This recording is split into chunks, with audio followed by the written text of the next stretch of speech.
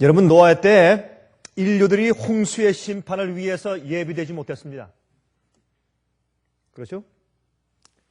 또 소돔의 백성들도 곧 다가오는 불의 심판을 위해서 예비되지 못했습니다. 출애굽한 이스라엘 백성들도 약속의 땅에 들어가기 위해서 예비되지 못했습니다.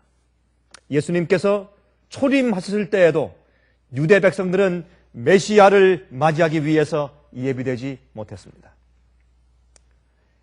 예언된 대로 하나님께서 인간의 육신을 쓰시고 임하셨지만은 그러나 그들이 그 빛을 영접하지 않았습니다. 자, 다시 할까요? 다시 하겠습니다. 제가 좀 반복해서 이 말씀은 우리가 기초를 놓는데, 오늘 이 말씀을 같이 이해하기 위해서 우리 마음 가운데 기초를 놓는데 굉장히 중요한 그런 문구이기 때문에 제가 다시 좀 말씀드리겠습니다. 노아의 때의 인류들이 홍수의 심판을 위하여서 예비되지 못했습니다. 소돔의 백성들도 곧 다가오는 심판을 위해서 예비되지 못했습니다. 출애굽한 이스라엘 백성들도 약속의 땅에 들어가기 위해서 예비되지 못했습니다. 예수님께서 초림하셨을 때에도 유대 백성들이 메시아를 맞기 위해서 예비되지 못했습니다. 예언된 대로 하나님께서 인간의 육체로 임해서 오셨지만은 그러나 그들이 예수님을 영접하지 않았습니다. 그런데 여러분, 우리 거기까지만 제가 얘기하고 끝나면 상당히 부정적이죠. 그렇죠? 하지만 성경은 그렇게 끝나지 않습니다. 그런데 그러한 가운데서도 각 그 시대마다 하나님께서 경고하시고 구원하시려고 했지만은 거의 대부분이 멸망하고 반역적이고 주님을 영접하지 않았던 그 시대마다 주님께서 예비된 한 백성들을 가지고 있었다, 그 말입니다. 저는 그것을 제가 좀 강조하려고 하는 것입니다. 여러분, 노아의 가족들이 있었죠? 롯의 식구들이 있었습니다. 가나안 땅에 들어간 갈렙과 여호수아와 그의 가문들이 있었습니다. 그리고 예수님을 영접한 침례 요한과 그의 기별을 따라 회개한 적은 백성들이 있었습니다. 그러므로 그렇습니다. 이 세상 역사를 보면 주님께서 구원하시려고 택하신 주의 백성들 가운데서 정말 예정된 대로 그 예언이 성취되고 사건이 이루어질 때 그것을 받아들이고 빛을 받은 백성들이 거의 없었습니다. 그러나 한 백성들이 있었습니다. 그렇죠? 그 시대마다 그때마다 주님께서 한 백성을 예비해 오신 것을 우리가 알게 됩니다. 이것은 우리가 살고 있는 마지막 시대에 예비하실 한 백성을 주님께서 말씀해 주시는 표상이라고 우리가 봐도 아무 하자가 없습니다. 자, 우리 히브리서 9장 27절과 28절이라는 말씀을 좀 먼저 펴서 보도록 하십시다. 히브리서 9장 27절과 28절이라는 말씀을 우리 먼저 읽어보도록 하십시다. 히브리서 9장 27절과 28절입니다.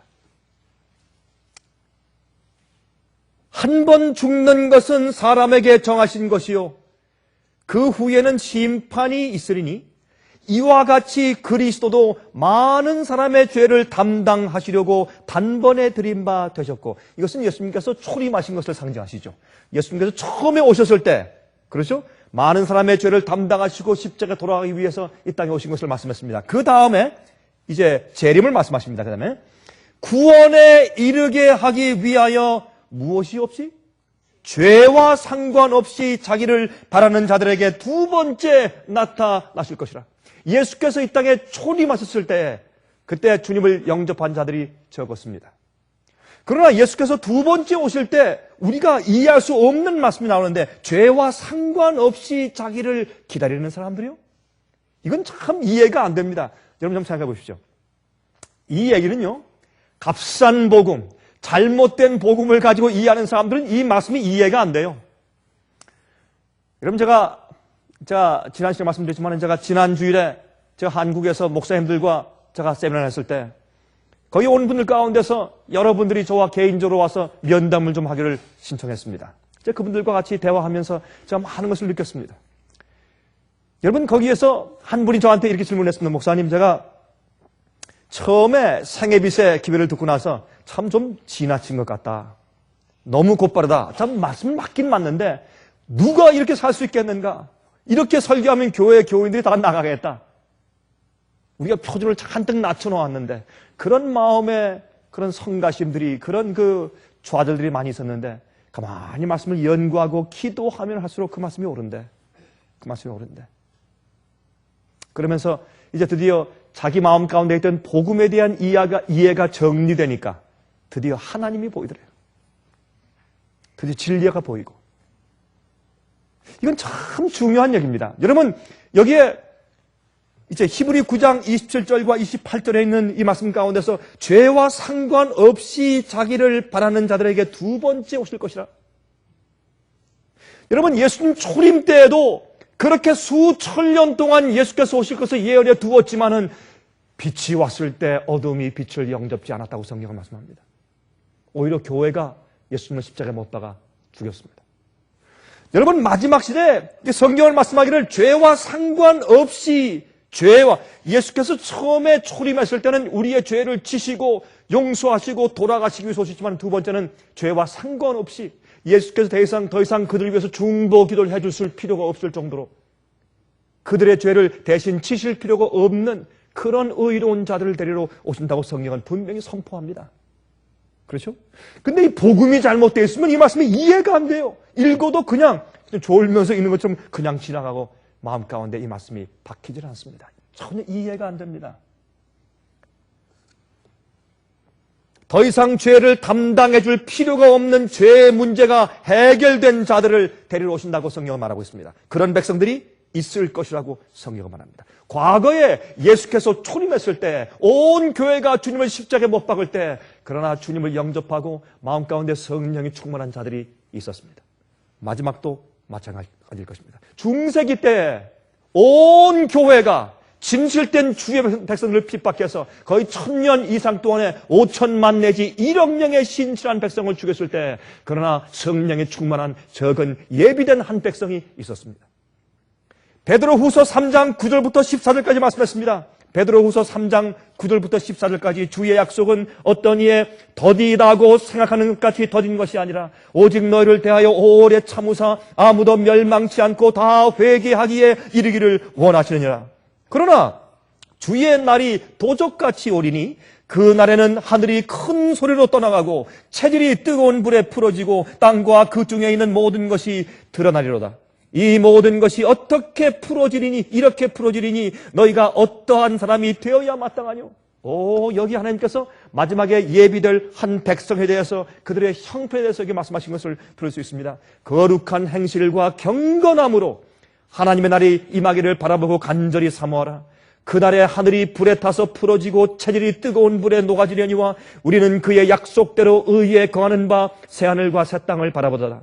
그러므로 사랑하는 자들아, 잘 들으세요. 그러므로 사랑하는 자들아, 여러분 이 사도 베드로나 요한이나 야고보나 바울이나 이런 모든 신학 지도의 주의 종들은 이 일이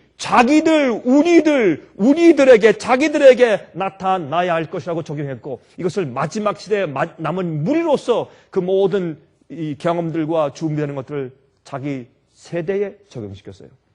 그렇게 살다가 죽었어요. 예수께서 자기 시대에 올 것처럼 살다가 죽었어요. 그렇게 한 지가 거의 2000년이 지났습니다. 그러나 마지막 시대 주님께서 이것을 실제로 마지막 시대에 적용시키면서 이렇게 말씀하십니다. 그러므로 사랑하는 자들아 너희가 이것을 바라보나니 주 앞에서 점도 없고 흠도 없이 평강 가운데서 나타나기를 힘쓰라.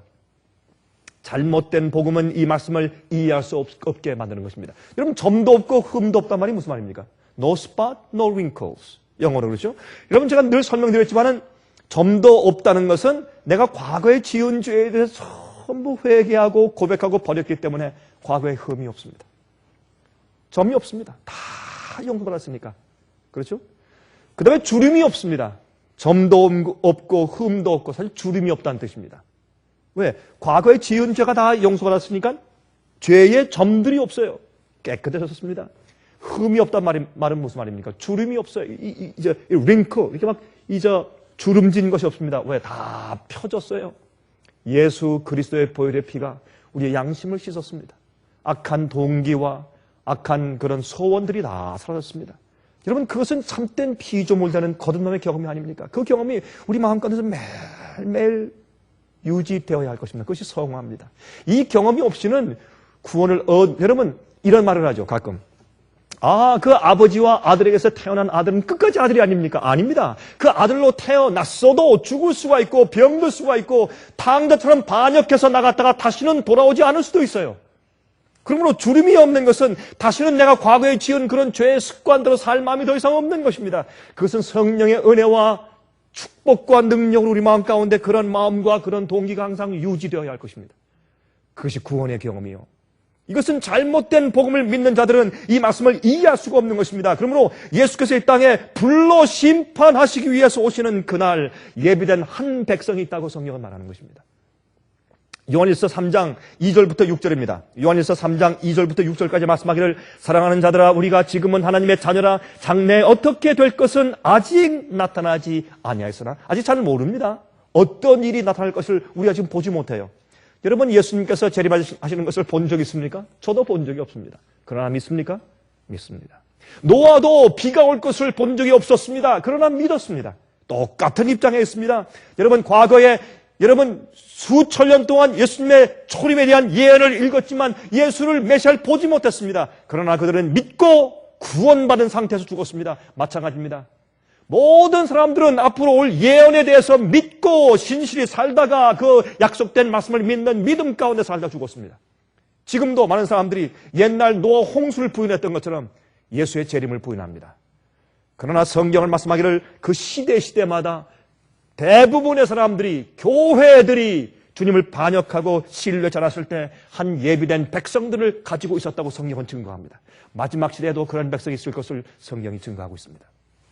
요한일서 3장 2절부터 6절까지 말씀하기를 우리가 지금은 모르지만은 어떻게 될 것은 아직 나타나지 아니하였으나 그가 나타내심이 되면 예수께서 오실 때 우리가 그와 같을 줄을 아는 것은 그의 계신 그대로 볼 것을 이나매니 주님께서 이 땅에 임하실 때 내가 주님을 닮았단 말입니다. 주님께서 착하고 신실한 종아 너희가 적은 것에 충성했으니 내가 많은 것을 줄 것이라고 말씀하시는 그것뿐만이 아니고 주님께서 우리를 recognize 하시는 주님께서 우리를 인정하시는 그것 말고 우리가 하나님을 볼 때 하나님과 우리가 닮은 사실을 우리가 인식하게 되는 것입니다. 이 역사가 내 노력과 내 행위에 있는 것이 아니라 매일매일 굴복했을 때 내 속에서 역사하신 성령의 은혜 때문에 그렇게 주님께서 창조해 오신 것을 우리가 인식하게 되는 것입니다. 그런 예비된 백성이 있을 것을 성경이 말합니다. 그 다음에 말씀합니다. 여기에 우리가 그와 같을 줄을 아는 것은 그가 계신 그대로 볼 것을 이나매니 여러분 성경은 예수님께서 태우는 불이라고 그러죠. 태우는 불이지라. 죄인은 또 죄는 그 앞에서 살 수가 없습니다. 존재할 수가 없습니다. 쉐키나 영광 그렇죠? 그런데 주님을 얼굴과 얼굴을 대면해서 보게 될 때 이제 그들이 주님을 닮아 있는 것을 성도들이 깨닫게 된다고 말씀했습니다. 주를 향하여 이 소망을 가진 자마다 그의 깨끗하심과 같이 자기를 깨끗하게 하느니라. 얼마나 좋은 말씀입니까? 그의 깨끗하신 것처럼 자기를 깨끗하게 한다. 여러분 세상에서 우리가 가질 수 있는 인간이 가질 수 있는 가장 아름다운 소원이죠. 가장 정말 놀라운 그런 보람 있는 소원이죠. 죄를 짓는 자마다 불법을 행하나니 죄는 불법이라. 그가 우리 죄를 없이 하려고 나타내신 바 된 것을 너희가 아나니 그에게는 죄가 없느니라. 그 안에 거하는 자마다 범죄하지 아니하나니 범죄하는 자마다 그를 보지도 못하였고 그를 알지도 못하였느니라. 우리의 주 앞에 굴복하지 않음과 우리의 눈을 예수께로부터 다른 데로 돌리는 일들과 우리가 불신하는 일들 때문에 쓰러지는 것이지 예수께서 내 안에 계시고 내가 주 안에 있으면 주님의 계명을 지킨다고요. 여기에 그러한 자마다 범죄치 않는다고 성경은 말하고 있습니다. 이렇게 주님을 위하여서 한 백성을 예배시키는 자의 표상이 있는데 그 표상이 누굽니까? 침례 요한입니다. 그렇죠? 이렇게 주님을 위해서 한 백성을 예배시키는 자의 표상이 침례 요한이죠. 그런 자들을 이제 예수께서 초림하시기 전에 그는 한 백성을 준비시켰습니다. 누가복음 15장 1장이죠. 누가복음 15장 1절부터 1장 15절부터입니다. 누가복음 1장 15절부터 17절까지 있는 말씀을 좀 보십시다. 이렇게 말씀되어 있어요. 이는 저가 주 앞에 큰 자가 되며 포도주나 소주를 마시지 아니하며 모태로부터 성령의 충만함을 입어 이스라엘 자손을 주고 저희 하나님께로 많이 돌아오게 하겠습니다. 저가 또 엘리야의 심령과 능력으로 주 앞에 앞서가서 아비의 마음을 자식에게 거스리는 자를 의인의 슬기에 돌아오게 하고, 그 다음에 있는 말씀이 중요하죠. 주를 위하여 세운 백성을 예비하리라. 여러분, 여기는 이 말씀을 영어 성경 가운데 말씀하기를 to make ready a people prepared for the Lord. 주님을 위해서 한 백성을 예배할 것이라. 그렇게 말씀했습니다. 이 한 백성들이 누굽니까? 한 가지 종류의 백성들입니다. 같은 마음과 같은 뜻을 가지고 같은 진리를 알고 있는, 같은 영적인 경험을 하고 있는 한 백성을 예비시킨다고 했습니다. 이 일을 하기 위해서 부름받은 자가 여러분 침례 요한이었어요. 침례 요한은 이 일을 하기 위해서 30년 동안 광야에 지냈습니다. 그러다가 부름받고 나와서 6개월 동안 외치다가 목 잘림 당해 죽었습니다. 여러분, 굵고 짧게 산 사람의 최고의 표본이죠. 그렇죠? 30년 준비하고 6개월 말씀 전하다가 목 잘려 죽는다고 했어요. 그게 낫죠. 그렇죠? 이랬다 저랬다 요렇게 올라갔다 내려갔다, 믿음이 있었다가 없었다가 앞으로 나갔다가 뒤로 물러갔다 세상에 갔다 교회 왔다가 교회 오지만 마음은 다른 데가 있다가 정신없이 살다가 자기만 위해 살다가 60, 70, 80평생 사는 것보다 6개월 주님 위해 살다 죽는 것이 낫지요. 여러분 안 그렇습니까? 저는 그런 생활을 원합니다. 그렇게 말씀드립니다. 한 백성을 준비하기 위해서 살았던 침례 요한의 생활. 전 참 부럽습니다. 한 백성, 한 가지 종류의 백성, 같은 품성을 가진 사람들, 타고난 기질들은 달라요. 어떤 사람은 급하고, 어떤 사람은 느리고, 어떤 사람은 촘촘하고, 굉장히 자상하고, 어떤 사람은 좀 듬성듬성하고, 그렇죠? 좀 외형적이고, 큰 것을 일하고, 어떤 사람은 자세한 것을 보길 좋아하고, 타고난 성질은 다르나, 주님께서 내재하시는 성품은 같은 사람들, 같은 진리를 사모하고, 같이 기도하길 좋아하고, 말씀대로 살고 한 가지 종류의 백성을 준비시키기 위해서 침례하는 살았습니다. 여러분, 이 세상에 많은 주의 백성들이 퍼져 있습니다. 유럽에 있고 남미에 있고 아프리카에 있고 한국에 있고 북미에 있고, 하지만 주님께서 흩어져 있으나 한 백성을 가지고 계시며 한 백성을 예비하고 있는 것을 우리가 믿습니다.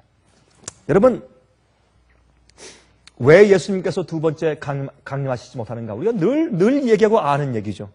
그것은 하나님의 한 백성들이 먼저 준비되어야 하기 때문에 그러합니다. 여러분, 우리 그 말씀을 이해하기 위해서 흔히 우리가 읽는 말씀이 무엇입니까? 히브리 11장이죠. 다 펴서 보십시오. 히브리서 11장. 히브리서 11장을 보시면 여기 39절과 40절에 마지막 절들이죠. 히브리 11장에 사도 바울은 이제 믿음으로 살다가 죽은 노독들에 대해서 쭉 설명한 다음에 다음과 같은 말씀을 여기 하는 것을 볼 수 있습니다. 38절부터 볼까요? 이런 사람은 세상이 감당치 못하도다. 저희가 광야와 산중과 아멸과 토굴에 유리하였느니라. 39절. 이 사람들이 다 믿음으로 말미암아 증거를 받았으나 약속을 받지 못하였으니, 이게 무슨 말입니까? 약속된 결과를 보지 못했어요. 약속된 것이 그들 속에 아직 이루어지지 못했습니다. 믿음으로 바라고 소망 중에 즐거워하고 기다렸어요. 그러나 죽었습니다. 이는 40절에 그 이유는 하나님이 우리를 위하여 더 좋은 것을 예비하셨은즉 우리가 아니면 저희로 온전함을 이루지 못하게 하려 하십니다. 여러분, 여기에도 사도 바울이 어떻게 말합니까? 또 우리가 자기 시대, 자기와 자기 시대에 있는 믿는 사람들을 바로 이 마지막 시대 세대라고 그렇게 믿었습니다. 그래서 우리가 아니면, 여러분 데살로니가 전서 4장에 말씀하기를 죽은 자들 주 안에서 죽은 자들이 먼저 일어나고 살아있는 누구라고요? 우리도 참 우리도 죽은 자들이 먼저 일어나고 살아있는 우리도 그들과 합하여 공중으로 끌어올려. 여러분 그래서 그들은 항상 자기들이 마지막 세대인 것으로 생각했어요. 근데 그것이 우리가 살고 있는 이 시대에 우리에게 넘어왔습니다. 여기 말씀하기를 우리가 아니면 우리가 마지막 주자에서 우리가 아니면 우리가 여러분 앞에 있는 주자가 다 잘 뛰었다고 할지라도 우리가 마지막 주자인 우리가 아니면 저희로 온전함을 이루지 못하게 하려 하심이라 그랬어요. 자, 그럼 침례 요한의 얘기를 좀 잠깐 좀 해볼까요? 여러분 누가복음 3장 제가 오늘 성경을 좀 많이 읽으니까 여러분 다 찾을 필요 없습니다. 한번 들어보십시오. 누가복음 3장 2절부터 6절까지 다음과 같은 말씀을 했어요. 안나스와 가야바가 대제사장으로 있을 때 여러분 언제 정확하게 그 날짜를 주었어요? 그 시대를 주었어요. 안나스와 가야바가 대제사장으로 있을 때 있으면서 진리를 반대했을 때 있으면서 메시아를 알아보지 못했을 때 있으면서 진정한 회개 운동이 교회에 없었을 때 그런 말이에요. 안나스와 가야바가 대제사장으로 있었을 때 하나님 말씀이 어디에? 빈들에서 스가랴의 아들 요한에게 임한지라. 요한이 요단강 부근 각처에 와서 죄 사함을 얻게 하는 회개의 침례를 전파하니 선지자 이사야의 책에 이사야 40장이죠. 쓴 바 광야에 외치는 자의 소리가 있어 그러되 너희는 주의 길을 예비하라. 그의 첩경을 평탄케 하라. 빨리 오시게 하라 그 말이죠. 그의 첩경이 무슨 말입니까? 지름길이죠. 그렇죠? 지름길을 예비하라 말입니다. 예수님께서 빨리 오시게. 첩경을 예비하라. 모든 골짜기가 메워지고 모든 산과 작은 산이 낮아지고 굽은 것이 곧아지고 험한 길이 평탄하여질 것이요 모든 육체가 하나님의 구원하심을 보리라 함과 같으니라. 여러분 여기 왜 빈들에 임했을까요? 안나스와 가야바가 예수님을 구세주로 메시아로 받지 않았을 때 이제 메시아로 알고 성령의 음성을 듣고 그의 길을 예비하는 한 종이 빈들에서 참 주님을 위해서 예배하고 있을 때 성령께서 그에게 임했습니다. 그렇죠? 그리고 이제 말씀을 전할 때 어떤 말씀을 전했다고 했습니까? 죄 사함을 얻게 하는 회개의 침례를 전했어요. 교회에서 회개하는 그런 기별을 전했겠습니까? 전했습니다. 오늘날 많은 교회들에서 회개의 기별을 전합니까? 전합니다. 그런데 왜 회개가 없습니까? 진정한 회개가 없어요. 죄 사함을 얻게 하는 회개의 침례. 그러면 죄 사함을 얻지 못하는 회개가 있단 말입니까? 그렇습니다. 왜 광야의 소리입니까? 예루살렘의 소리여야지. 예루살렘 교회에서 그를 내쫓았기 때문에 광야 소리가 되었습니다. 이것은 무엇을 의미하는가? 여러분들이요, 화면을 통해서 특별히 인터넷을 통해서 이 말씀을 듣는 분들께 제가 특별히 호소합니다. 여러분들이 어느 교회를 다니시든지 어느 교파에 계시든지 여러분 제 얘기를 잘 들으십시오. 항상 진리는 다수가 아니었습니다. 진리는 그 당시에 가장 인기 있는 것이 아니었습니다. 진리는 그 당시에 신학자들이 가르치는 것이 아니었습니다. 빈들에 있던 침례 요한 같은 사람을 통해서 말씀이 전해졌습니다. 엘리야 같은 디셉 사람을 통해서 배도한 이스라엘에게 진리가 전파되었습니다. 여러분들이시요, 그러므로 여기는 말씀 무슨 말입니까? 주께서 한 백성을 예비하십니까? 그렇습니다. 여러분, 이 세상에는 모든 교회들에서 주께서 한 백성을 예비하십니다. 어떤 백성들? 참된 복음을 가지고 정말 죄 사함을 얻게 하는 회개를 전파하는 주의 종들 통해서 한 백성을 주께서 예비하십니다. 그러면 여러분 생각하셔야 합니다. 내가 어떻게 해야 참 말씀대로 사는 사람인지, 어떻게 하는 것이 예비된 마지막 시대, 옛날 초림 때 주님을 영접했던 그 사람들처럼 마지막 시대 주의 재림을 예비하는 백성이 될 수 있을지 잘 생각을 하셔야 합니다. 자, 그런데 어떻게 했습니까? 그가 침례 요한을 일으켜서 한 백성을 예비시킨다고 말씀했습니다. 어떻게 해요? 죄 사함을 얻게 하는 침례를 통해서 그렇게 하시는데, 여기에 말씀하기를 너희는 주의 길을 예비하라. 첩경을 굳게 하라.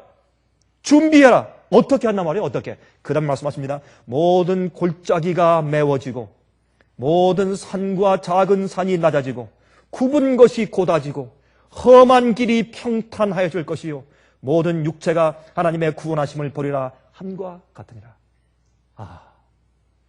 여러분, 이게 무슨 말입니까? 여러분, 심리의 요나가 말합니다. 너희는 주의 오실 그 길을 좀 예배해라.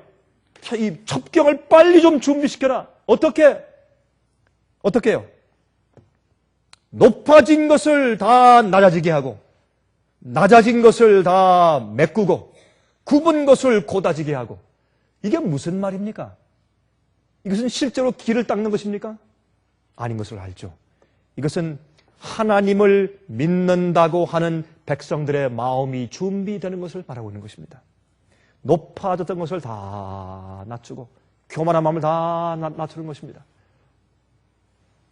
그리고 골짜기가 메워집니다. 감추인 죄악들, 숨어있는 것들, 음흉함들, 굽어져 있던 길들이 곧아지고 오류와 잘못된 진리와 생활에서 고치는 것입니다. 그런 것을 통해서 예수께서 우리 마음 가운데 오실 수 있게 첩경이 준비되는 것을 의미했습니다. 여러분, 주님의 길을 어떻게 예비합니까?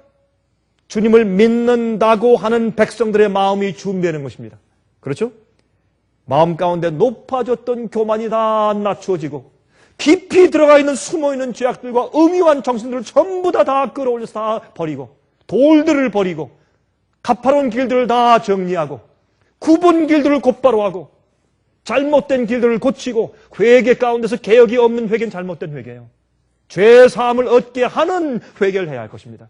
다시는 후회할 것이 없는 회개를 해야 할 것입니다. 값싼 복음, 죄 가운데서 그냥 죽게 하는 복음 말고 영원한 복음을 이야기하고 가르쳐줘야 할 것입니다. 굽었던 길이 잘못된 오리와 잘못된 생활에서 진리로 돌이켜야 할 것입니다. 여러분, 왜 우리가 자꾸 어떤 때 교리를 말합니까? 교리를 자꾸 말하는 이유가 있습니다. 여러분, 교리는 성경의 가르침이죠. 성경의 가르침은 빛입니다. 예수께서 말씀하기를 나는 길이요 진리요 생명이라. 또 나는 세상의 빛이라. 왜 그런 말씀을 했을까요? 여러분, 나로 말미암지 않고는 아무도 아버지께로 올 자가 없다? 여러분, 이게 다 무슨 뜻입니까? 예수님께서 빛이시고 주님이 길이고 주님이 진리고 주님의 생명입니다. 다시 말해서 성경을 우리에게 주신 이유가 있어요. 만약 그렇지 않다면, 우리의 진리가 중요하지 않다면 그냥 무조건 예수를 믿고 그저 십자가 믿으면 다 구원이다, 그렇게 하는 것이 옳죠. 그것이 아니라 성경은 말씀하기를 성령의 거룩하게 하심과 진리로 구원을 하신다고 성경을 말씀하고 있는 것입니다. 하나님이 빛이에요. 그러면 하나님을 이해하기 위해서 우리가 성경에 있는 말씀을 똑바로 이해해야 될 것입니다. 잘못 이해하면 예수님께서 어떻게 재림하시는가에 대한 잘못된 오해가 세상에 만연해요. 예수님께서 예수님을 믿고 우리가 회개하는 것을 어떻게 하는 것인가를 이해하는 것이 참 잘못되어 있어요. 그렇죠? 잘못된 그런 생각과 잘못된 개념을 가지고 믿는 사람들이 참 많이 있습니다. 비밀 휴거가 그런 것들이죠. 그런 것들 말고 여러분, 성경에 있는 진리대로 빛대로 믿는 것은 하나님을 올바로 이해하는 것입니다. 주님을 빛으로 보면 우리의 준비가 잘못되어 있어요. 준비가 잘못되고 주께서 우리 마음 가운데 오실 수가 없습니다. 빛을 우리가 오해하면 우리 마음 가운데 어둠이 들어오는 것입니다. 그러므로 예수님의 재림은 먼저 그분이 오시는 길이 준비되고 마련되어야 할 텐데 어디에? 우리 마음속에 먼저. 믿는 자들의 마음 가운데 먼저. 또 하나의 이슈가 무엇입니까? 주님이 다시 오시는 길이 준비되어서 이 지구상의 교회가 하나님께서 온 우주를 향한 증인으로 쓰시기에 준비되어야 하는 것입니다. 여러분, 이 얘기는 많은 오늘날 기독교에서 사람들이 잘 이해하지 못하는 이슈입니다. 이건 전혀 이게 무슨 뜻인지도 잘 생각하기 어려운 그런 이슈로 지금 뜨게 되었는데, 그 말씀이 성경에 잔뜩 기록되어 있지만 사람들이 어떻게 여러분, 복음은 우리 개인들을 구원하기 위해서만 베풀어준 것이 아닙니다. 사실 구원이라고 하는 것은 이 지구 안에 한정된 것이 아니죠. 우리 개인들에게 한정된 것이 아니죠. 우리 인간을 구속하시는 주님의 계획은 온 우주를 포함하는 것입니다. 왜? 죄는 하늘에서 먼저 시작되었기 때문에, 이 땅에서 시작된 것이 아니기 때문에. 그러므로 하나님께서 이 지구상에 오셔서 이 모든 죄의 역사를 끝마치시기를 위해서 오랫동안 이렇게 지체하시고 기다리시는 이유는 바로 마지막으로 주님께서 입증해야 할 사건이 있기 때문에 그러합니다. 그래서 에베소 3장 3절부터 11절까지 말씀하셨습니다. 곧 계시로 내게 비밀을 알게 하신 것은 내가 이미 대강 기록한 것 같으니 이것을 읽으면 그리스도의 비밀을 내가 깨달은 것을 너희가 알 수 있을 것이라. 이제 그의 거룩한 사도들과 선지자들에게 성령으로 나타내신 것 같이 다른 세대에서는 사람의 아들들에게 알게 하지 아니하셨으니 이는 이방인들이 복음으로 말미암아 그리스도 예수 안에서 함께 후사가 되고 함께 지체가 되고 함께 약속에 참여하는 자가 됨이라. 이렇게 쭉 말씀하시다가 자 9절 보세요. 영원부터 만물을 창조하신 하나님 속에 감추었던 비밀의 경륜이 어떠한 것을 드러내게 하려 하심이라.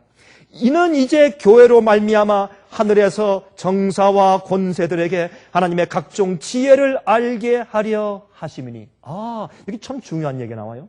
하나님께서 이 땅에 있는 교회들을 통해서 누구를 가르치신다? 하늘에 있는 권세들과 정사들을 가르치신다. 무엇을? 하나님의 각종 지혜를 가르치신다. 무슨 지혜입니까?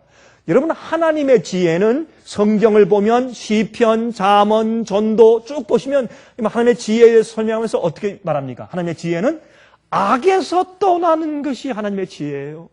그렇죠? 하나님의 지혜는 주님의 계명대로 사는 것이 주님의 지혜예요. 회개하고 마귀에게 속하지 않고 하나님께 속하는 것이 지혜예요. 성령의 은혜를 받는 것이 지혜예요. 지혜는 하나님께서 말씀하신 지혜는 성경이 설명하기를 마귀에게 속해 있다가 하나님께 속하게 되는 것이 지혜예요. 그 일을 어떻게 이루시느냐 말입니다. 여러분 에베소서 1장 보시면 그런 말씀이 있죠. 에베소서 1장에 하늘에 있는 것들과 땅에 있는 것들을 동일하려 하심이라. 하늘에 있는 교회와 천사들의 거룩한 교회와 그렇게 타락하고 악한 지상 교회를 주님께서 하나로 합치시는 것입니다. 어떻게 합칩니까? 우리와 하나님을 갈라내는 것이 뭐예요? 이사야 59장 2절에 어떻게 말씀하십니까? 우리가 지은 우리의 죄가 하나님과 우리 사이를 어떻게 했다? 내었다. 그러므로 하나님께서 우리를 구원하시는 복음은 무엇을 다루는 것입니까? 우리 속에 있는 죄의 문제를 다루는 것입니다. 우리 속에 꽁꽁 숨어있는 죄를 녹여내시는 주님의 지혜를 다루는 것이 하늘의 지혜고 그게 비밀의 경륜이요. 어떻게 그 일을 행하시는가 하는 것이 하늘의 비밀입니다. 그 일을 어떻게 하십니까? 예수님의 십자가의 은혜로 하십니다. 제일 먼저 죄인들의 마음, 이 단단한 심령을 두드리시고 그 속에 들어오십니다. 하나님께서 많은 양들과 소들과 염소를 죽여서 피 흘리는 장면이 보기 좋아서 허락하신 것이 아니라 그 죄 없는 양을 죽이고 죄 없는 염소를 죽이면서 죄 지은 자기 자신 대신 죽는 희생 제물을 보면서 그 딱딱한 마음 가운데 감동이 들어가도록 하기 위해서 성소의 제물을 허락하신 것입니다. 그런 다음에 어떻게 해요? 마음 가운데 감동을 받은 다음에 앞으로 오실 메시아를 그들이 상기케 했습니다. 생각케 했습니다. 그렇죠? 그럼 주님께서 예수님의 십자가를 통해서 뜨거운 사랑으로 우리 마음을 녹이셔서 예수님의 십자가에 못 박히게 한 그 죄에 대해서 미워하는 증오심을 우리 마음 가운데 일으키십니다. 그것은 힘으로 안 되고 능으로 안 되고 채찍으로도 안 되고 강요해도 안 되고 천사가 내려와서 수천 명이 내려와서 한 명이 내려와서 그 능력으로 빛으로 비치면 10몇만 명이 당장 죽어버릴 그런 놀라운 천사가 수만 명이 내려와서 이야기할지라도 악한 사람의 마음 가운데 죄인의 마음을 돌이킬 수가 없어요. 그건 안 되는 것입니다. 여러분이시여 아무리 많은 초자연적인 기적을 경험했다고 할지라도 사람 마음 가운데 있는 죄된 마음을 돌이키고 변화시킬 수가 없어요. 그것은 예수 그리스도의 은혜밖에 없습니다. 주님께서 우리를 어떻게 취급하시고 또한 주님께서 우리를 어떻게 아시며 우리에게 어떻게 하신다는 주님의 성품과 주님의 계획을 이해할 때 우리 마음이 녹는 것이 아니겠습니까? 그렇죠? 우리가 우리 자식들을 우리 키워보지만은 아무리 교육하고 아무리 이야기하고 아무리 어떤 계획을 발표하고 어떤 때는 강요를 해보아도 어떤 때는 채찍을 들어보아도 가장 우리 자식들을 잘 키울 수 있는 최고의 교육 방법은 그 아들과 그 딸들의 마음을 사랑으로 녹이는 것이 아니겠습니까? 반역하고 철부지한 그 아이들을 어떻게 취급하는가 하는 그 어머니의 사랑이 그 자식의 마음을 녹게 하는 것이 아니겠습니까? 그래서 하나님께서 십자가를 통해서 죄인들의 마음을 녹이시는 것입니다. 그 마음을 뜨겁게 해서 그들이 꽁꽁꽁꽁 감춰져 있는 그 마음속에 숨어있는 죄들을 녹여내시는 것이죠. 뜨거운 영광로 같은 불로 녹여내시는 것이죠. 그런 비밀이 바로 하나님의 비밀이요. 하나님의 지혜요. 어떻게 우리 죄, 이 세상에 있는 죄들을, 우리 인간들의 마음속에 있는 그 죄를 어떻게 녹여서 그의 죄의 문제를 해결해 주실 것인가. 그래서 다시는 반역이 없고 다시는 주님께 주의 계명을 어기는 일이 없는 생활을 살 수 있을지를 고안해 내시는 것이 주님의 지혜입니다. 그래서 하나님의 지혜는 죄악과 상관이 없다고 말했고, 주님의 지혜는 바로 우리를 죄와 상관없이 만든다고 성경 계속해서 말씀하고 있는 것입니다. 그러므로 이 교회를 통해서 하늘을 가르치세요. 그렇죠? 여러분, 천사들이 얼마나 이상할 거예요? 하나님, 저 살인자, 저 도둑질, 저 사기꾼, 저 맨날 왔다 예? 맨날 요요 게임하고, 예? 부흥회할 때 잠깐 울면서 회개했다가 또 돌아가고, 이거 하기를 일평생 동안 교회 다니면서 수백 번, 수천 번 한 사람들 우리가 어떻게 믿습니까? 여러분, 그런 질문이 천사들한테 있지 않겠어요? 예? 그리고 어떻게 저런 자들이 영원히 내 가족이 될 수 있고 내 이웃이 될 수 있습니까? 라는 그런 질문이 천사들, 그들도 피조물들입니다. 그런 마음이 그들 마음 가운데 왜 그런 생각이 없겠어요? 그때 주님께서 당신의 지혜, 죄인들을 용서하시고 그들의 회개를 통해서 용서하시고 죄를 녹여내시고 그들을 거룩해 하시는 경험, 하늘의 지혜를 당신의 계획을 통해서 다 보여주심으로 나중에 천사들이 박수를 치면서 환영하면서 할렐루야 찬송하면서 주님이시여, 주님의 구속의 계획이, 주님의 복음이 옳습니다. 저렇게 악한 자들을 저렇게 거룩하게 만들 수 있는 것이 주님의 계획이라면 우리는 주님의 계획을 신뢰합니다. 각종 지혜를 주님께서 죄인들을 구속하시고 예비한 백성들을 준비해서 수많은 교회 교인들이, 수많은 인류들이 주님을 거절하고 진리를 거절하고 빛을 거절하고 자기의 어둠을 그냥 갖고 싶어 해요. 왜요? 자기 어둠을 좋아하기 때문에. 왜 죄를 계속 짓습니까? 왜 죄의 습관이 끊어지지 않습니까? 죄가 좋아서 그래요. 마음이 주 앞에 전적으로 굴복된 경험이 아직 없어서 그렇습니다. 그 말은 무슨 말입니까? 십자가를 안다고 주여 주여 하지만 주님의 십자가의 뜨거움이, 주의 사랑과 은혜가 무엇인지 잘 알지 못해서 그래요. 주님을 아는 사람은 죄의 습관을 마음 가운데 품고 있을 수가 없습니다. 그것은 불가능합니다. 교만이 자기 생애를 주장할 수가 없습니다. 높은 것들은 전부 낮아져야 합니다. 교회에서 재직 위치 때문에 싸우는 사람들은 십자가를 모르는 사람들이요. 겸손할 줄 모르는 사람들은, 자기의 자랑과 평판과 인기와 교만이 자기를 드라이브하는 사람들은 그리스도인들이 아니에요. 믿는 자들이 아니에요. 자기 마음 가운데 버리지 못한 숨은 죄가 깊이 묻혀있는 자들은 전부 다, 이 깊은 것들은 전부 다 골짜기가 메워져야 돼요. 그것이 침례 요한의 사역이었습니다. 이렇게 해서 예수께서 오실 길을 예비하라고 말했습니다. 언제? 예수께서 이 땅에 처음 오셨을 때, 초림하셨을 때. 예수께서 재림하실 때에도 마찬가지입니다. 교만한 자들이 다 낮추어지고 음흉한 죄악들이 숨어있던 죄악들이 전부 다 메꾸어지고 성령의 능력을 통해서 굽었던 길들이 전부 다 곧아지고 오리와 잘못된 생활에서 진리로 돌이키는 그런 경험들이 생겨야 하는 것입니다. 이런 경험을 통해서 주님께서 한 백성들을 예비하실 것입니다. 침례 요한을 통해서 그렇게 하셨습니까? 마지막 시대도 그렇게 하실 것입니다. 여러분, 그래서 이제 교회로 말미암아 하늘에서 정사와 권세들에서 하나님의 각종 지혜를 알게 하기 위해서 교회를 사용하신다 그랬습니다. 마지막 시대 주님께서 교회를 통해서 그 일을 하신단 말입니다. 이런 일들이 아직 생기지 않았기 때문에 다시 말해서 한 예비된 백성이 준비되지 못함으로 주님의 재림이 지체되는 것이 성경의 가르침입니다. 여러분 아십니까? 그 당시에 복음과 성경의 진리가 이방 나라들에도, 여러분 지금부터 하는 얘기를 잘 들으십시오. 특별히 화면 통해서 제 얘기를 듣는 사람들 잘 좀 이해하시기 바랍니다. 여러분, 침례 요한이 이렇게 한 예비된 백성을 준비하고 있을 때에 그 당시에 복음과 성경 진리가 유대 나라 말고도 이방 나라 중에서 많이 퍼져 있었습니다. 그래서 예수께서 말씀하기를 요한복음 10장에 어떻게 했습니까? 내가 이 우리에 있지 않고 다른 곳에 있는, 다른 우리에 있는 자들을 내가 다 모을 것이라고 말씀한 것입니다. 나는 참 목자요. 지금도 이 세상 온 교회와 온 교파들에게 주님의 참된 양들이 흩어져 있어요. 주님께서 곧 모으실 때가 되었단 말입니다. 제가 그 말씀을 드리려고 하는 것입니다. 지금 주님께서 당신의 백성들을 모으십니다. 여러분 한번 보시겠어요?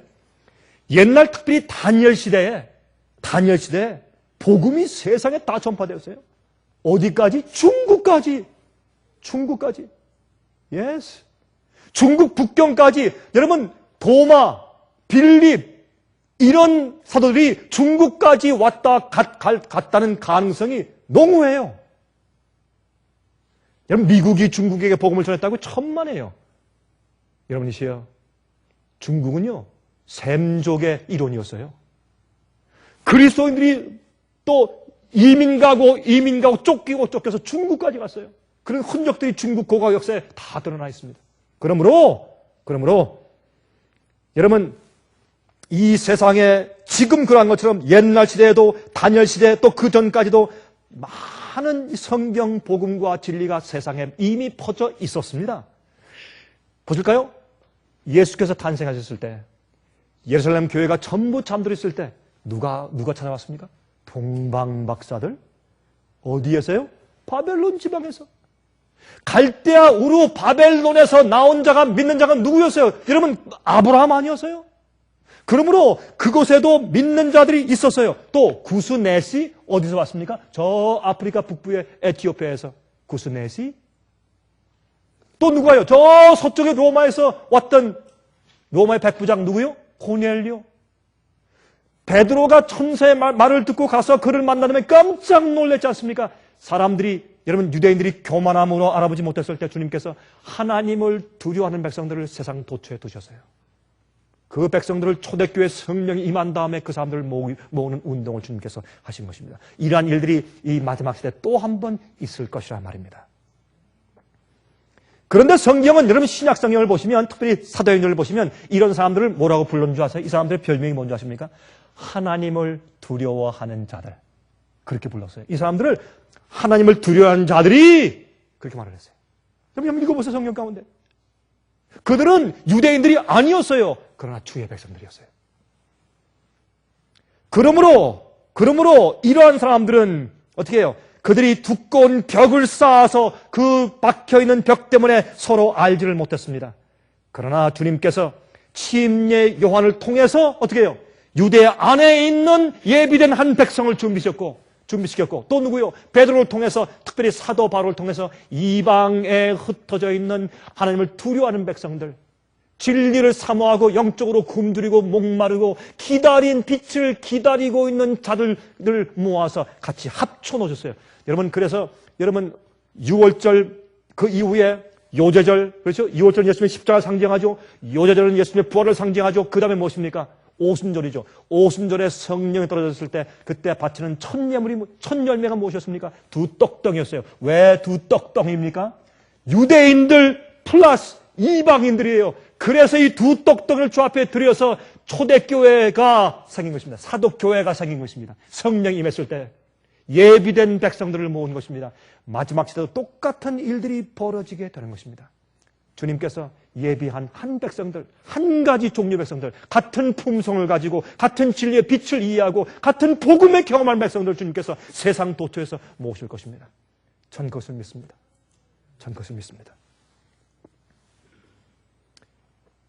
여러분, 제 강의가 좀 어렵습니까? 특별히 제가 오늘 특별히 제가 화면을 보는 분들께 제가 여러 번 언급을 하죠. 제 강의가 어렵습니까?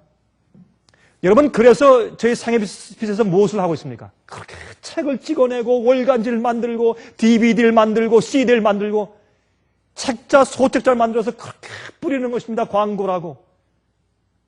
여러분, 우리가 돈을 벌기 위해서 합니까? 여러분, 제가 돈을 벌기 위한 비즈니스맨이면 전 그런 일을 안 합니다. 참 어리석은 일이죠, 그런 일들은. 그렇죠? 돈을 쓰는 일이지 돈을 버는 일이 아니죠. 여러분이시여, 신청해 가십시오. 전화하십시오. 주문하십시오. 그리고 연구하십시오. 제가 지금 무슨 말을 하는지 이것이 어렵다고 하면 여러분들은 조금 성경 전체를 보는 조감도에서 큰 부족함이 있는 것입니다. 주님께서 옛날에 그렇게 하신 대로 마지막 시대에 예비된 한 백성을 모으고 있습니다. 그래서 여러분, 요한계시록 18장에 어떻게 했어요? 내 백성아, 거기서 나와 그의 죄에 참여하지 말고 그의 받을 재앙을 받지 말라 그랬습니다. 그렇죠? 내 백성아, 거기서 나와 그 죄에 참여하지 말아라. 여러분 거기서 나오는데 어디서 나오란 말입니까? 성경은 말하기를 어디서 나오라고요? 바벨론에서 나오라고. 여러분, 바벨론에 취하게 하는 바벨론의 포도주에서 나오라고 그렇게 말씀하고 있는 것입니다. 이 부르짖음이, 이 큰 소리가, 이 외침이 지금 이 세상에 퍼지기 시작합니다. 앞으로 엄청난 성령의 능력을 통해서 이 세상에 있는 예비된 한 백성을 모으시는 주님의 음성이 들릴 것입니다. 여러분들이요, 그럴 때 여러분들은 어디에 계실 겁니까? 무엇을 하실 것입니까? 이것은 중요한 얘기입니다. 내 백성아 거기서 나와. 여러분, 그럼 바벨론에서 나오라. 어디서 어떻게 나오라 말입니까? 바벨론에서 사람들을 취하게 만드는 잘못된 가르침인 포도주에서 나오란 말입니다. 여러분, 술에 취하면 비틀거려서 정로로 갈 수가 없어요. 굽은 길을 곧게 해야 돼요. 예수께서 오신 길을 예배해야 돼요.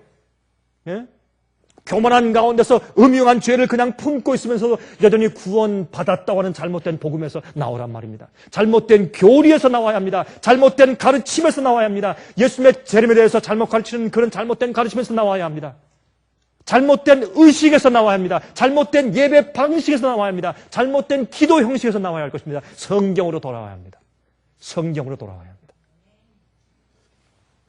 그래서 이 마지막 시대에 예비된 한 백성들을 위해서 하나님께서 당신의 영광과 성품과 능력과 지혜를 알게 하시고, 특별히 어떻게 해요? 세상에 있는 모든 악한 자들에게도, 구원받지 못할 자들에게도 저것이 진짜 그리스도인이다.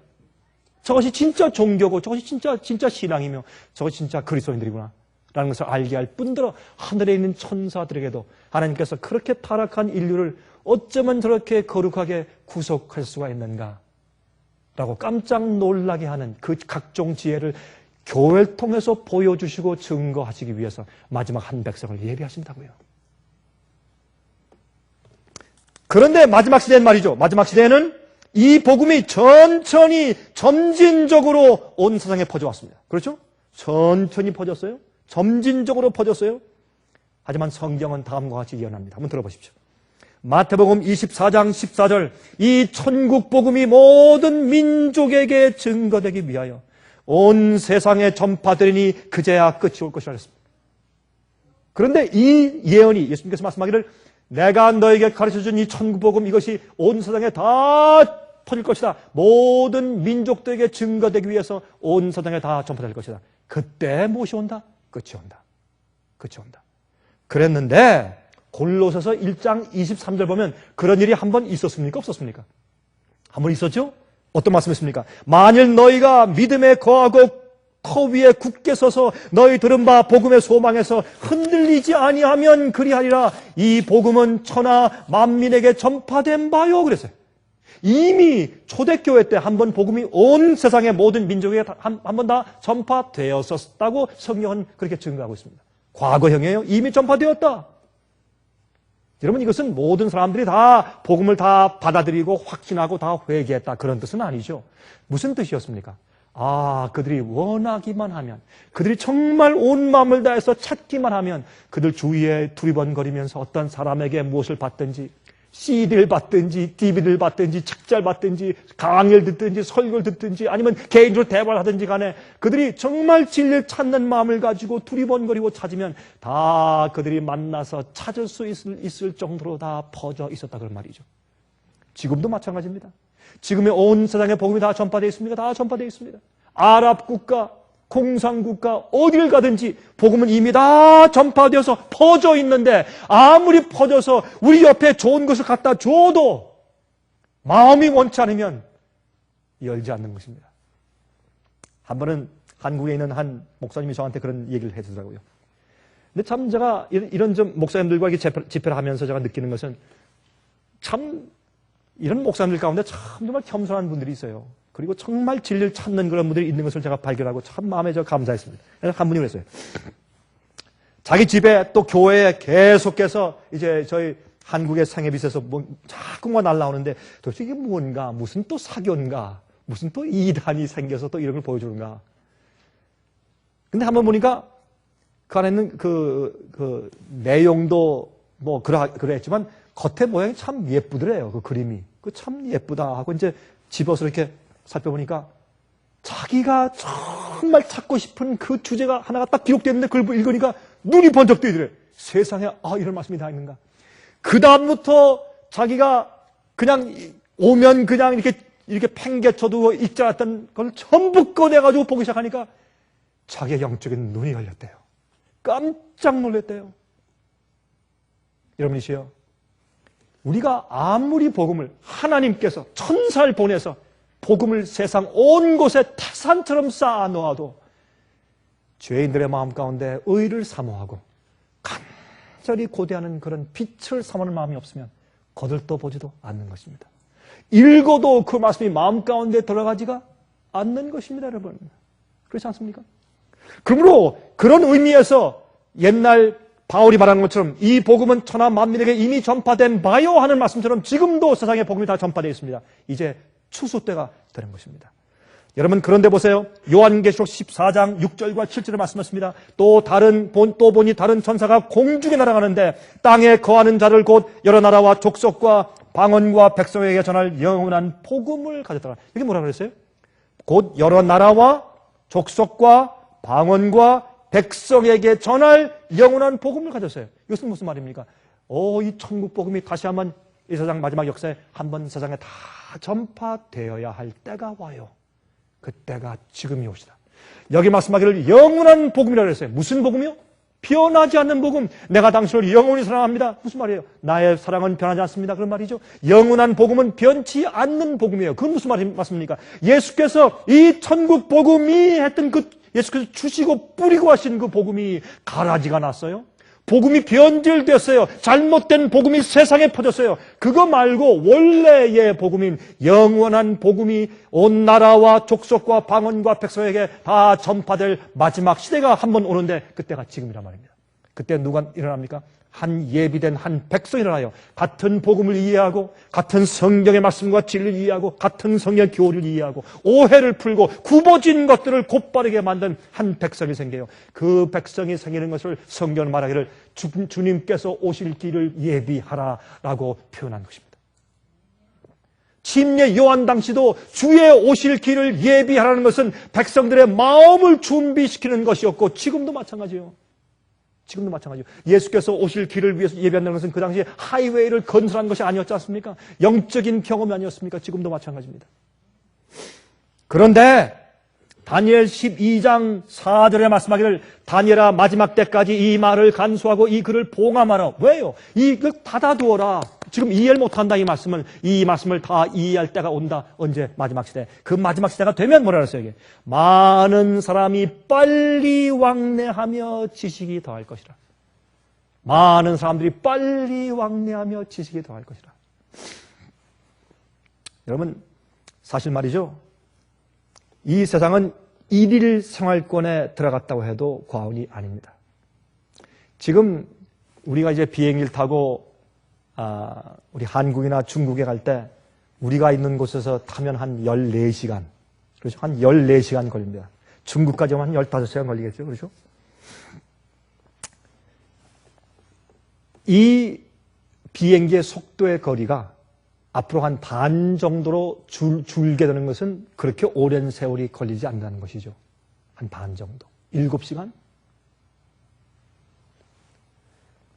여러분이시여, 이 성경을 말씀하기를 많은 사람들이 마지막 시대에 빨리 왕래하며 지식이 더할 것이라. 이 지식은 과학적인 지식뿐만 아니라 성경 말씀과 주의 약속의 말씀과 예언들을 이해하는 지식을 말하는 것입니다. 이 지식이 증가하고 또한 사람들이 빨리 왕래하는 때가 올 텐데 그때는 복음이, 천국 복음이 한 시대에 완전히 전파된 다음에 모든 사람들이 자기의 운명을 결정짓고 자기의 선택을 한 다음에 끝나는 그런 시대가 온단 말입니다. 옛날에 마차를 타고 말 타고 다니던 옛날 시대에 이 예언이 성취될 수가 없었습니다. 한 시대에 주님의 지혜의 역사가, 주님의 구속의 계획이 하늘에 보여주는, 마지막 교회를 통해서 하늘에 보여줄 수 있는 그런 일이 한 번에 생기는 때가 과거에 없었습니다. 지금 생긴단 말입니다. 여러분이죠. 그러므로 여러분 요한계시록 12장 17절에 말씀하기를 용이 여자에게 분노하여 돌아가서 그 여자의 남은 자손 곧 하나님의 계명을 지키며 예수의 증거를 가진 자들로 더불어 싸우려고 바다 모래 위에 섰더라. 여러분 마귀가 말이죠. 마귀가 싸울 때 누구와 싸웁니까? 마귀가 예수 믿는 모든 사람들과 다 함께 한 무더기로 싸웁니까? 아닙니다. 성경은 그렇게 말씀하고 있지 않습니다. 성경은 하나님의 남은 교회와 싸운다고 말씀했습니다. 자, 보십시다. 제일 먼저 계명을 지키는 자들. 다시 말해서 주님을 위해서 예비된 한 백성과 싸운단 말입니다. 여러분, 마귀는 그 당시에 유대교회 전체와 싸우지 않았습니다. 왜? 이미 다 잠들어 있는 교회와 싸우면 오히려 다 깰 것이죠. 그것이 아니고 누구와? 침례 요한의 말씀을 듣고 진짜로 회개하는 사람들, 예수님을 개인의 메시아로 인정하고 받아들이는 사람들, 핍박당하는 사람들, 그 사람들과 싸웠습니다. 그러므로 마귀는 옛날에 누구와 싸웠어요? 예비된 한 백성과 싸웠습니다. 그렇죠? 또 보세요. 하나님의 계명을 지킨다. 그러면 계명을 지킨다. 이게 교단적인 얘기예요? 개인적인 얘기예요? 생각해 보세요. 이건 개인적인 얘기예요. 그렇죠? 교회 전체가 계명을 지킨다. 교단이 지킨다. 이것은 우리가 표현이지. 계명을 지키는 일은 그 안에 있는 개인들이 계명을 지키는 경험을 해야 돼요. 간음하지 아니하고 탐내지 아니하고 도둑질하지 아니하고 그렇죠? 우상 숭배하지 아니하고 부모를 공경하고 이런 모든 것들을 무엇으로? 마음으로 계명을 지키는 경험을 하는 것입니다. 계명을 지키는 백성은 교단일 수가 없어요. 교회일 수가 없어요. 그것은 다시 말해서 마귀가 그 교단과 교회를 깨워서 넘어뜨리는 것은 교리와 가르침을 잘못 오류를 받아들이게 하는 것은 할 수 있지만은 그 계명을 지키고 하는 남은 무리는 개인들의 경험을 상징해요. 그런 개인의 경험을 하는 사람들이 모인 것이 참 교회요. 여자의 남은 교회인 것을 알 수가 있어요. 그리고 또 그들은 예수의 증거를 가지고 있다. 무슨 증거? 무슨 증거? 예수께서 마음 가운데 계시는 증거. 성령께서 역사하시는 증거. 성령이 영감의 말씀을 이해하는 증거. 성경의 예언을 이해하는 증거. 그대로 사는 증거. 예수의 증거를 가지고 있어요. 여러분 보세요. 고린도전서 1장 4절부터 7절을 말씀하기를 그리스도 예수 안에서 너에게 주신 하나님의 은혜를 인하여 내가 너희를 위하여 항상 하나님께 감사하노니 이는 너희가 그의 안에서 모든 일 곧 모든 구변과 모든 지식에 풍족함으로 그리스도의 증거가 예수의 증거 아니에요? 그리스도의 증거가 너희 중에 견고케 되어서 너희가 모든 은사에 부족함이 없이 우리 주 예수 그리스도의 나타나심을 기다립니다. 그러므로 성령의 은사를 주었다고 성령을 말씀했어요. 성령의 은사를 준 이유는 무엇입니까? 우리 마음 가운데서 예수의 증거가 충분히 드러나게 하기 위해서, 우리가 장성한 분량까지 성장하게 하기 위해서. 그러므로 예수의 증거라고 하는 것은 하나님께서 당신의 종들과 선지자를 통해서 주신 영감의 말씀도 되지만은 우리 속에 그 말씀을 통해서 우리 속에 경험되는 것이 예수의 증거예요. 예수에 대한 증거가 내 속에 경험돼야 돼요. 주님께서 주신 성령의 은사와 말씀을 통해서 내 속에서 이루어지는 예수님에 대한 증거가 있어야 돼요. 그렇죠? 그것을 그리스도의 증거라고 성경은 말씀하고 있어요. 자, 그러므로 침례 요한의 사역을 통해서 다시 한번 보면 이런 말씀이 있어요. 침례 요한의 사역에 대해서 설명할 때 이사야 40장 3절부터 8절까지 있는 말씀을 쭉 설명하면서 이제 말씀했는데 거기에 이런 말씀이 있어요. 우리 한 가지 이해할 것은 5절에 여호와의 영광이 나타나고 모든 육체가 그것을 함께 볼 것이라. 광야에서 외치는 소리가 들리면, 잘 들으세요. 광야에서 외치는 소리가 주님을 통해서 들리면 사람들이 높은 곳이 낮아지고 음흉했던 죄악들이 전부 다 메꿔지고 좁은 곳이 곱게 된 다음에 주께서 오실 길이 예비되면 주님께서 성령을 통해서 그들 마음 가운데 들어오세요. 메시아가 이 땅에 오신 것을 영접해요. 받아들여요. 그리고 참된 죄 사함을 얻게 하는 회개의 침례가 생겨요. 그런 다음에 어떤 일이 생깁니까? 보세요. 그래서 평지가 돼요. 모든 걸려 넘어지는 돌들 전부 다 치워요. 그런 영적인 경험이 생겨요. 그 다음에 이 침례 요한의 사역에 대해서 예언한 이사야 40장 5절은 이렇게 설명해요. 여호와의 영광이 나타나고 모든 육체가 그것을 함께 볼 것이라. 예수께서 오신단 말입니다. 예수께서 이 땅에 출입하셨을 때 여러분 요한복음 1장에 무슨 말씀이세요? 내가 그를 보니 하나님의 영광이요 진리와 은혜가 그에게 충만하더라. 이것이 마지막 시대 주의 백성들 교회 속에서. 여러분 교회는 누구의 몸입니까? 누구의 몸이에요? 예수의 몸이요. 예수께서 머리고 교회는 그의 몸이요. 여러분, 몸과 머리가 따로따로 놉니까? 그렇지 않지 않습니까? 이것은 무엇을 의미합니까? 예수께서 함께 거하시는 교회, 특별히 개인들. 그래서 어떻게 무엇이 보여요? 하나님의 영광이 보여요. 제가 늘 얘기하지만 영광과 이름과 품성은 같은 단어입니다.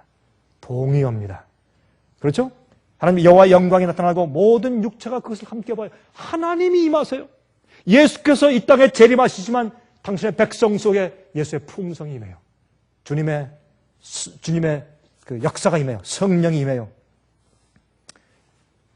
그러므로 요한계시록 19장 10절에 말씀이 있죠. 내가 그 발 앞에 엎드려 경배하려 하나 그가 나더러 말하기를 나는 너와 및 예수의 증거를 받은 내 형제들과 같이 된 종이니 삼가 그리하지 말고 오직 하나님께 경배하라. 예수의 증거는 대언의 영이라. 다시 말해서 예수의 증거라고 하는 것은 하나님께서 성령을 통해서 어떤 선자나 주의 종들에게 역사해서 주님께서 대신해서 하나님을 대신해서 말씀하게 한 성령의 역사요. 대언의 영이요. 그러므로 주의 교회가 마지막에 성령에 충만했을 때 여러분 바울이 대언의 영을 가졌습니까? 그렇습니다. 베드로가 대언의 영을 가졌습니까? 그렇습니다. 이사야가 대언의 영을 가졌습니까? 그렇습니다. 그런 것처럼 마지막 시대 주의 성령이 충만한 교회, 여자의 남은 백성들은 예비된 한 백성들은 대언의 영을 가지고 있어요. 대언의 영인 주의 말씀 성경과 영감의 글들을 가지고 있을 뿐만 아니라 그들 속에 대언의 성령의 역사가 있어요. 하나님의 계명을 지키는 경험을 하는 사람들, 하나님의 성령의 역사를 통해서 그들이 하는 모든 행동과 말들이 주님께서 하는 것처럼 사는 사람들. 여러분, 제 말이 잘못되었어요?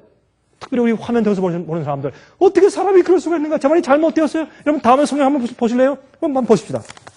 베드로 전서 4장 11절 한번 잘 들어보십시오. 베드로 전서 4장 11절이에요.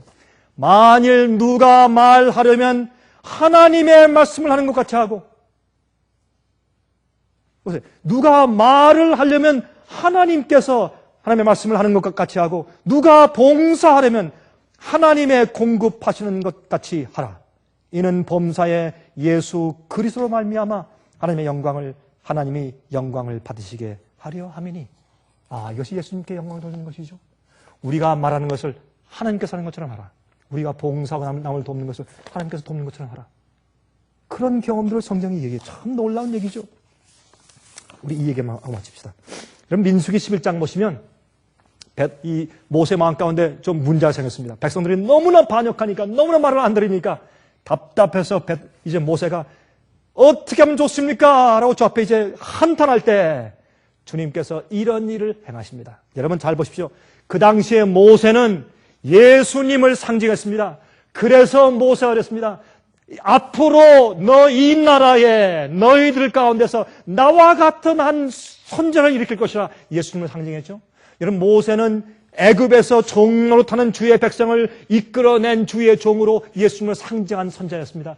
죄의 노예에서 해방돼서 이끌어가도록 하기 위한 예수님의 사역을 상징한 것이 아니겠습니까? 그런데 모세가 답답해서 어쩌면 좋겠습니까? 주여, 이 백성이 다 망했습니다. 내 사역이 다 망한 것 같습니다. 그렇게 불평했을 때 주님께서 어떤 일을 했습니까? 모세에게 너희 70장로를 불러서 산으로 올라와라. 근데 70명 가운데 다 올라가지 못하고 68명만 올라갔어요. 그 2명은 남아있었어요. 2명은 남아있었는데 그 2명 남은 사람의 이름이 멜닷과 메닷이에요.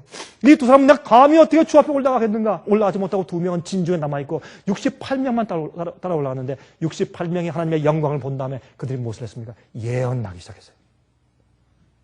다시 말해서 만약에 모세가 하던 일을 68명도 하는 거예요, 지금. 성령이 임했어요. 깜짝 놀랐어요, 모세가. 주님께서, 당신께서 원하실 때 이런 일들이 이 평범한 백성들 가운데서도 생길 수가 있구나. 나와 같은 이런 일을 이러한 자들 통해서도 할 수가 있구나. 그것을 모세가 이해하고 깜짝 놀랐어요. 그때 갑자기 어떻게 해요? 진중에 올라가지 아니하고 진중에 있던 멜닷과 메닷 두 사람도 갑자기 성령이 충만해서 예언하기 시작했어요. 선지자처럼 예언해드렸어요. 그때 여호수아가 놀라서 모세요, 저 두 사람 예언하지 못하게 막아주십시오. 이것은 그 주인된 모세 당신만 하는 것이 아닙니까? 당신의 권위가 떨어집니다. 그때 모세가 무슨 말 해주셨습니까? 이 백성들 모두 다가 전부 다 이스라엘 백성들이 선지자가 되기를 내가 원한다. 그렇게 말했어요. 무엇을 상징합니까? 마지막 시대 예비된 한 백성이 일어납니다. 주님께서는 그런 백성을 진리로 빛으로 모으실 때가 바로 지금이라 말입니다. 바벨론에서 나오십시오. 취하게 하는 바벨론 포도주에서 나오십시오. 그리고 진리대로 이해하고 말씀대로 이해하고 빛대로 이해하고 주님의 길대로 주의 생명의 말씀대로 사십시오. 그렇게 준비하다가 주님께서 당신의 예비된 한 백성 여자의 남은 무리를 모으실 때 그 장소에 여러분들이 있어야 합니다. 마지막 시대입니다. 주님께서 마지막 사업을 이루시는 마지막 최전방의 사업에서 여러분 깨어 계십시오. 주님께서 이 마지막 일을 이루실 때 꼭 마지막 참 예배된 백성 속에 거하시기를 간절하게 바랍니다. 하늘에 계신 우리 아버지, 주님의 거룩하신 구속의 계획과 놀라우신 비밀의 지혜는 우리가 상상할 수가 없으나 주님께서 차곡차곡 계획대로 역사하시는 것을 볼 때 우리가 놀라지 않을 수가 없습니다. 악한 자가 의롭게 되고 참으로 음흉했던 자들이 선하게 되는 것을 보면서 주의 역사를 보게 됩니다. 아버지시여, 마지막 한 예비된 백성들을 불러 모으실 때 저희를 그 자리에 두시기를 간절하게 기도합니다. 빛을 거절치 않게 해 주시옵소서. 이 말씀을 들은 도처에 흩어져 있는 주님의 백성들을 사랑하시고 도우시사 주여 성령의 음성을 듣게 해 주시옵소서. 특별히 주 앞에 기도하는 것은 우리 마음속에 인간적으로 높아져 있는 것들이 있다면 낮추어 주시고 예수의 품성을 바라보고 깨닫고 그것을 사모하게 저희를 도와주시옵소서. 성령의 감동하심과 은혜가 아니면 우리가 거룩함을 사모할 수 없사오니 저희 마음속에 역사하여 주시기를 간청합니다. 그리고 주 앞에 기도합니다. 주여, 마음 가운데 투쟁하고 있는 영혼들 곁에 가셔서 이 세상에 있는 인기와 평판대로 살지 않게 하시며 주님의 뜻대로 살 수 있는 겸비한 정신을 주시고 마음 가운데 아직도 죄를 품고서 버리지 않는 고집스러운 자들을 불쌍히 여기시고 때가 얼마 남지 않은 것을 기억하게 하사 돌이키게 해 주시옵소서. 주의 역사를 베풀어 주시옵소서. 예수 그리스도의 거룩하신 이름을 의지하여서 간절하게 기원합니다. 아멘. 아멘.